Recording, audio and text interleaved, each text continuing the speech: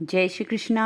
आप सभी का आपके अपने चैनल समृद्धि में स्वागत है। आज इस वीडियो में हम सुनने वाले हैं श्रावण मास महात्म्य का दूसरा अध्याय। वीडियो शुरू करने से पहले आपने यदि चैनल को सब्सक्राइब नहीं किया है तो प्लीज़ चैनल को सब्सक्राइब करें, जिससे श्रावण मास महात्म्य के आगे आने वाले सारे अध्यायों का आप रोज़ सुनने मिलेंगे। इसके साथ ही अधिक मास की कथा भी आपको चैनल पर मिलती रहेगी। तो चलिए वीडियो को शुरू करते हैं। श्रावण मास महात्म्य का दूसरा अध्याय। इस वीडियो में हम जानेंगे कि श्रावण मास में क्या कार्य विहित होते हैं। ईश्वर बोले, हे महाभाग, आपने उचित बात कही है। हे ब्रह्मपुत्र, आप विनम्र, गुणी, श्रद्धालु तथा भक्ति संपन्न श्रोता हैं। हे अनघ, आपने श्रावण मास के विषय में विनम्रतापूर्वक जो पूछा है उसे तथा जो नहीं भी पूछा है वह सब अत्यंत हर्ष तथा प्रेम के साथ मैं आपको बताऊंगा। द्वेष न करने वाला सबका प्रिय होता है और आप उसी प्रकार के विनम्र हैं, क्योंकि मैंने आपके अभिमानी पिता ब्रह्मा का 5वां मस्तक काट दिया था, तो भी आप उस द्वेष भाव का त्याग कर मेरी शरण को प्राप्त हुए हैं।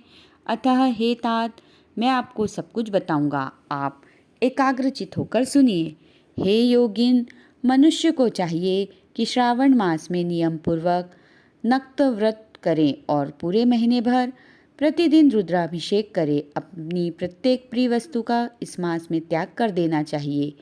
पुष्पों, फलों, दांतों, तुलसी की मंजरी तथा तुलसी दलों और बिल्व पत्रों से शिव जी की लक्ष्य पूजा करनी चाहिए। 1 करोड़ शिवलिंग बनाना चाहिए और ब्राह्मणों को भोजन कराना चाहिए। महीने भर धारण, पारण, व्रत तथा उपवास करना चाहिए। इस मास में मेरे लिए अत्यंत प्रीतिकर पंचामृत अभिषेक करना चाहिए। इस मास में जो जो शुभ कर्म किया जाता है वह अनंत फल देने वाला होता है। हे मुने, इस माह में भूमि पर सोएं, ब्रह्मचारी रहें और सत्य वचन बोलें। इस मास को बिना व्रत के कभी व्यतीत नहीं करना चाहिए। फलाहार अथवा हविष्यान्न अन्न ग्रहण करना चाहिए। पत्ते पर भोजन करना चाहिए। व्रत करने वाले को चाहिए कि इस मास में शाक का पूर्ण रूप से परित्याग कर दे। हे मुनिश्रेष्ठ, इस मास में भक्ति युक्त होकर मनुष्य को किसी न किसी व्रत को अवश्य करना चाहिए। सदाचार परायण, भूमि पर शयन करने वाला, प्रातः स्नान करने वाला और जितेंद्रिय होकर मनुष्य को एकाग्र किए गए मन से प्रतिदिन मेरी पूजा करनी चाहिए। इस मास में किया गया पुरस्चरण निश्चित रूप से मंत्रों की सिद्धि करने वाला होता है। इस मास में शिव के पंचषडाक्षर मंत्र का जप अथवा गायत्री मंत्र का जप करना चाहिए और शिव जी की प्रदक्षिणा, नमस्कार तथा वेद पारायण करना चाहिए। पुरुष सूक्त का पाठ अधिक फल देने वाला होता है। इस मास में किया गया ग्रह यज्ञ, कोटि होम, लक्ष्य होम तथा अयुत होम शीघ्र ही फलीभूत होता है और अभिष्ट फल प्रदान करता है। जो मनुष्य इस मास में एक भी दिन व्रतहीन व्यतीत करता है वह महाप्रलय पर्यंत घोर नरक में वास करता है। यह मास मुझे जितना प्रिय है उतना कोई अन्य प्रिय नहीं है। यह मास सकाम व्यक्ति को अभिष्ट फल देने वाला तथा निष्काम व्यक्ति को मोक्ष प्रदान करने वाला है। हे सतम, इस मास के जो व्रत तथा धर्म हैं उन्हें मुझसे सुनिए। रविवार को सूर्य व्रत तथा सोमवार को मेरी पूजा व नक्त भोजन करना चाहिए।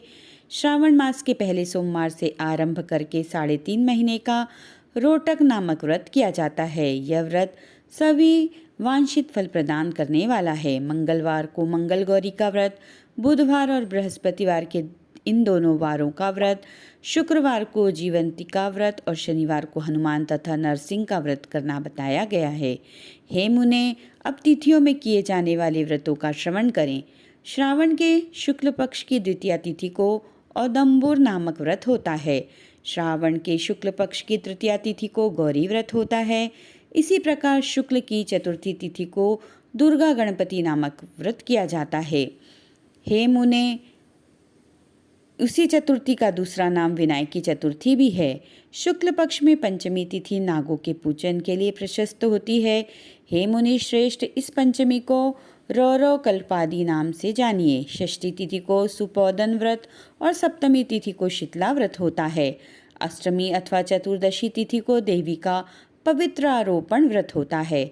इस माह के शुक्ल तथा कृष्ण पक्ष की दोनों नवमी तिथियों को नक्त व्रत करना बताया गया है। शुक्ल पक्ष की 10वीं तिथि को आशा नामक व्रत होता है। इस मास में दोनों पक्षों में दोनों एकादशी तिथियों को इस व्रत की कुछ और विशेषता मानी गई है। श्रावण मास के शुक्ल पक्ष की 12वीं तिथि को श्री विष्णु का पवित्रारोपण व्रत बताया गया है। इस 12वीं तिथि में भगवान श्रीधर की पूजा करके मनुष्य परम गति प्राप्त करता है। उत्सर्जन, उपाकर्म, सभादीप, सभा में उपाकर्म, इसके बाद रक्षाबंधन, पुनः श्रवणाकर्म, सर्पबलि और हयग्रीव का अवतार, ये 7 कर्म पूर्णमासी तिथि को करने हेतु बताए गए हैं। श्रावण मास के कृष्ण पक्ष में चतुर्थी तिथि को संकष्ट चतुर्थी व्रत कहा गया है और श्रावण मास के कृष्ण पक्ष की 5वीं तिथि के दिन मानव कल्पादि नामक व्रत को जानना चाहिए। हे द्विजोत्तम, कृष्ण पक्ष की 8वीं तिथि को श्री कृष्ण का पूर्ण अवतार हुआ। इस दिन उनका अवतार हुआ, अतः महान उत्सव के साथ इस दिन व्रत करना चाहिए। हे मुनि श्रेष्ठ, इस अष्टमी को मनवादी तिथि जानना चाहिए। श्रावण मास की अमावस्या तिथि को पिठौरा व्रत कहा जाता है। इस तिथि में कुशों का ग्रहण और वृषभों का पूजन किया जाता है। इस मास में शुक्ल पक्ष की प्रतिपदा तिथि से लेकर सब तिथियों के पृथक पृथक देवता हैं। प्रतिपदा तिथि के देवता अग्नि, द्वितीया तिथि के देवता ब्रह्मा, तृतीया तिथि की गौरी और चतुर्थी के देवता गणपति हैं। पंचमी के देवता नाग हैं और षष्ठी तिथि के देवता कार्तिकेय हैं। सप्तमी के देवता सूर्य और अष्टमी के देवता शिव हैं। नवमी की देवी दुर्गा, दशमी के देवता यम और एकादशी तिथि के देवता विश्वदेव कहे गए हैं। द्वादशी के विष्णु तथा त्रयोदशी के देवता कामदेव है। चतुर्दशी के देवता शिव, पूर्णिमा के देवता चंद्रमा और अमावस्या के देवता पितर हैं। ये सब तिथियों के देवता कहे गए हैं। जिस देवता की जो तिथि हो, उस देवता को उसी तिथि में पूजा करनी चाहिए। प्रायः इसी मास में अगस्त्य का उदय होता है। हे मुने, मैं उस काल को बता रहा हूँ, आप एकाग्रचित होकर सुनिए। सूर्य के सिंह राशि में प्रवेश करने के दिन से जब 12 अंश 40 घड़ी व्यतीत हो जाती है, तब अगस्त्य का उदय होता है। उसके 7 दिन पूर्व से अगस्त्य को अर्घ्य प्रदान करना चाहिए। 12 मासों में सूर्य पृथक पृथक नामों से जाने जाते हैं। उनमें से श्रावण मास में सूर्य गभस्ती नाम वाला होकर तपता है। इस मास में मनुष्यों को भक्ति संपन्न होकर सूर्य की पूजा करनी चाहिए। हे सतम, 4 मासों में जो वस्तुएं वर्जित हैं उन्हें सुनिए। श्रावण मास में साग तथा भाद्रपद में दही का त्याग कर देना चाहिए। इसी प्रकार अश्विन में दूध तथा कार्तिक में दाल का परित्याग कर देना चाहिए।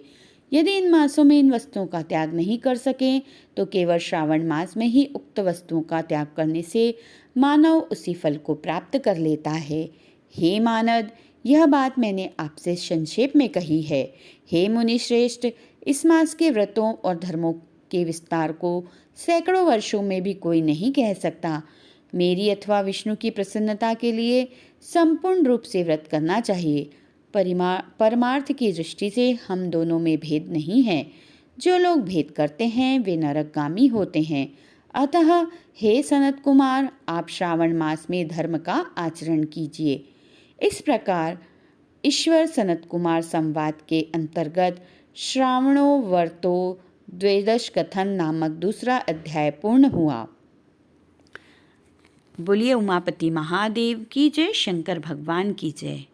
वीडियो अच्छा लगे तो प्लीज़ इसे लाइक करें, फ्रेंड्स और फैमिली में शेयर करें। चैनल पर नए हैं तो प्लीज़ चैनल को सब्सक्राइब करें। ऐसे ही वीडियो आपको मिलते रहेंगे। मिलते हैं नेक्स्ट वीडियो में, तब तक के लिए जय श्री कृष्णा, राधे राधे।